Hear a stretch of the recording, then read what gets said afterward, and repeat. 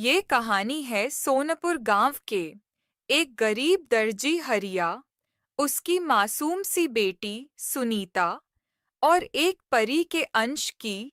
हरिया के पास इतने पैसे नहीं हैं कि वो अपनी बेटी को गुड़िया खरीद के दे सके। एक दिन वो अपनी बेटी के रोने पर उदास हो जाता है और एक गुड़िया बनाने की सोचता है। हरिया दर्जी जब गुड़िया बनाता है तब उस कपड़े में गलती से एक पुरानी हवेली से लाया गया टुकड़ा लग जाता है।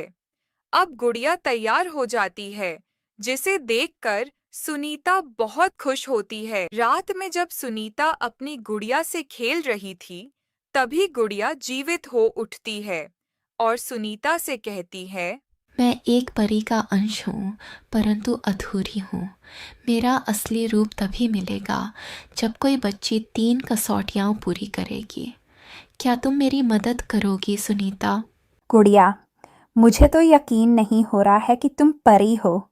अगर तुम परेशानी में हो तो मैं तुम्हारी मदद जरूर करूंगी। इसके बाद सुनीता हर रोज की तरह खाना खा के सोने जाती है और उसके बाबा को लगता है कि सुनीता सो रही है। मगर इस बार सुनीता अपनी जगह कंबल रख देती है और निकल जाती है अपनी जादुई गुड़िया के साथ एक परी की पहेली सुलझाने। कुछ देर चलने के बाद गुड़िया कहती है, हमारी पहली पहेली है नीले ताल का गीत और हमें झील की ओर जाना है। अब दोनों गांव को पार करके पहुंच जाते हैं झील के किनारे।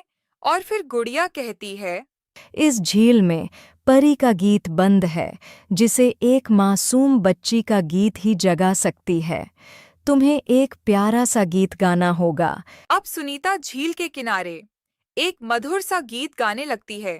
तभी झील से एक रोशनी आती है और चमकता हुआ मोती सुनीता की ओर आता है और इस तरह परी का गीत आजाद हो जाता है, जिस पर गुड़िया और सुनीता दोनों खुश हो जाते हैं और निकल पड़ते हैं दूसरे पहेली को सुलझाने की ओर। वहाँ पहाड़ी पर एक कांटों का जंगल है, बीच में एक सुनहरी फूल की कली है।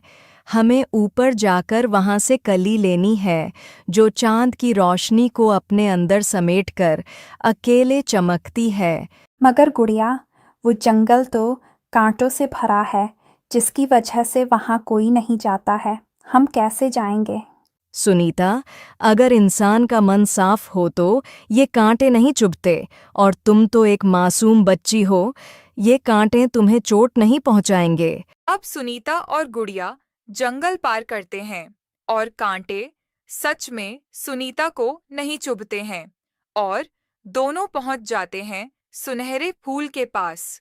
जैसे ही सुनीता कली तोड़कर गुड़िया को देती है, आसमान में तितलियों की बारिश होती है और एक आवाज आती है, दूसरी पहेली हुई पूरी, तीसरी पूरी करके मिटाओ दूरी। अब सुनीता और गुड़िया खुशी खुशी निकल जाते हैं तीसरी पहेली की ओर।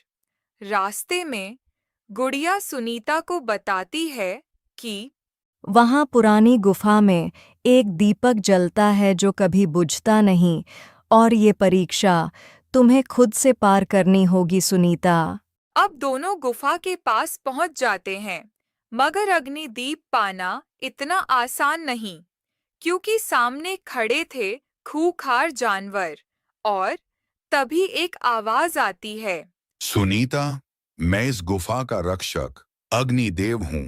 मेरा तुमसे पहला और आखिरी सवाल है, अगर तुम्हारे पास सिर्फ एक इच्छा हो तो तुम क्या मांगोगी? अग्निदेव, मेरी गुड़िया दुखी है। मुझे अग्निदीप चाहिए, जिसके बाद मेरी गुड़िया श्राप से मुक्त हो जाएगी और परी बन जाएगी। बस फिर क्या था। सुनीता के निस्वार्थ जवाब देते ही एक रोशनी आती है और अग्निदीप खुद सुनीता के हाथ में आ जाता है, जिसके साथ तीसरी पहेली भी पूरी हो जाती है और एक जादुई रोशनी आती है, जिससे गुड़िया पूरी परी बन जाती है और खुश होकर सुनीता से कहती है। सुनीता, मैं हूँ सोन परी, जिसे तुमने आज़ाद किया है। मैं तुम्हारी मदद कभी नहीं भूलूंगी। अभी मुझे अपने परी लोग जाना होगा, लेकिन मैं तुम्हें ये फूल दे रही हूँ जो कभी मुरझाएगा नहीं, और जब भी तुम परेशानी में होगी, इस फूल के सूंघते ही मैं तुम्हारी मदद के लिए आ जाऊंगी। अगली सुबह सुनीता घबरा कर उठती है और उसे लगता है कि वो सपना देख रही थी और अपनी गुड़िया ढूंढती है। उसे गुड़िया तो नहीं मिलती, पर वो सुनहरी कली मिलती है, जिसे देखकर वो खुश होती है। अब अपनी बच्ची को मुस्काता देखकर हरिया भी बहुत खुश है। ऐसी ही रोचक और दिल को छू जाने वाली कहानियों के लिए सब्सक्राइब करें और शेयर करें। मिलते हैं जल्द ही एक जबरदस्त कहानी के साथ।